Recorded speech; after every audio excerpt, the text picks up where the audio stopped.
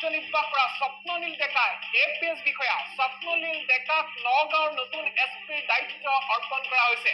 11 গৰাকীকৈ অসম আৰক্ষীৰ শীৰ্ষ বিষয়া আইপিএছ এপিএছ বিষয়াক বদলি কৰা হৈছে।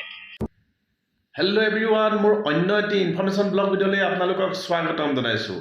অসম আৰক্ষীৰ শীৰ্ষ পৰ্যায়ৰ বৃহৎ ৰদবদল কৰা হৈছে। 11 গৰাকীকৈ শীৰ্ষ আইপিএছ এপিএছ বিষয়াক বদলি কৰা হৈছে। গতিকে এই সকলো ইনফৰমেশ্যন আপোনালোকক জনাব বিচাৰিছোঁ। বলক আজি এটা ইনফৰমেশ্যন ব্লগ ভিডিঅ' আৰম্ভ কৰোঁ। অসম আৰক্ষীৰ শীৰ্ষ পৰ্যায়ত বৃহৎ ৰদবদল কৰা হৈছে। 11 গৰাকীকৈ শীৰ্ষ আইপিএছ এপিএছ বিষয়াক বদলি কৰা হৈছে। এই মুহূৰ্তৰ এক ডাঙৰ খবৰ জনাৰ চেষ্টা কৰিছোঁ। নগাঁৱৰ আৰক্ষী অধীক্ষক নৱনীত মহন্তক গোৱালপাৰালৈ এছপি হিচাপে বদলি কৰা হৈছে। ঠিক তেনেদৰে গোৱালপাৰাৰ নতুন এছপি হ'ব নৱনীত মহন্ত আৰু গোৱালপাৰাৰ এছপি স্বপ্ননীল ডেকাক নগাঁৱৰ এছপি হিচাপে বদলি কৰা হৈছে। অৰ্থাৎ নগাঁৱৰ নতুন এছপি আৰক্ষী অধীক্ষক হৈছে স্বপ্ননীল ডেকা।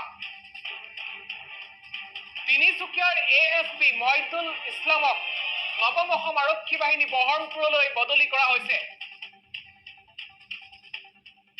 আৰু ঠিক তেনেদৰে আমি জনাবলৈ চেষ্টা কৰিছো আইপিএছ বিষয়া বৰুণ পুৰকায়স্থক গুৱাহাটীৰ দুৰ্নীতি নিবাৰক শাখাৰ নতুন দায়িত্ব দিয়া হৈছে।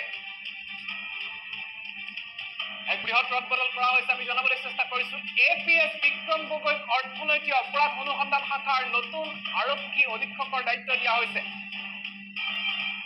কল্যাণ পাঠকক বিআইঅৰ এএছপি ৰূপে বদলি কৰা হৈছে। চতুৰ্থ অসম আৰক্ষী বাহিনীৰ কামাণ্ডেণ্ট ধৰ্মেন্দ্ৰ কুমাৰ দাসক 10ম অসম আৰক্ষী বাহিনীলৈ বদলি কৰা হৈছে আৰু 11 গৰাকীকৈ শীৰ্ষ আৰক্ষী বিষয়াৰ বৃহৎ ৰদবদল কৰা হৈছে। অসমত লোকসভা নিৰ্বাচন সমাগত আৰু লোকসভা নিৰ্বাচনৰ পূৰ্বে 11 গৰাকীকৈ শীৰ্ষ আইপিএছ আৰু এপিএছ বিষয়াক বদলি কৰা হৈছে। নগাঁৱৰ এছপি হিচাপে কাৰ্যনিৰ্বাহ কৰি থকা নৱনীত মহন্তক গোৱালপাৰাৰ আৰক্ষী অধীক্ষকৰ নতুন দায়িত্ব প্ৰদান কৰা হৈছে। ঠিক তেনেদৰে গোৱালপাৰাত কাৰ্যনিৰ্বাহ কৰা স্বপ্ননীল ডেকাই এপিএছ বিষয়া স্বপ্ননীল ডেকাক নগাঁৱৰ নতুন এছপিৰ দায়িত্ব অৰ্পণ কৰা হৈছে।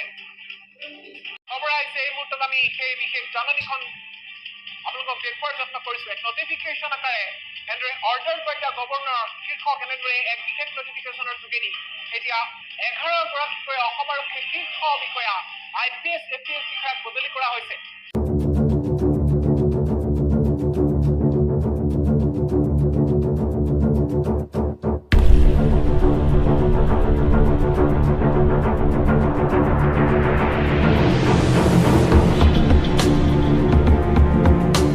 এইখিনিকে দেখুৱাবলৈ চেষ্টা কৰিলোঁ, আপোনালোকক এটা ইনফৰমেশ্যন দিবলৈ চেষ্টা কৰিলোঁ। ভিডিঅ'টি ভাল লাগিলে মোৰ লাইক, কমেণ্ট আৰু শ্বেয়াৰ কৰিব। আৰু যদি আপুনি নতুনকৈ চাই আছে মোৰ চেনেলটি আপোনালোকে ছাবস্ক্ৰাইব কৰিব।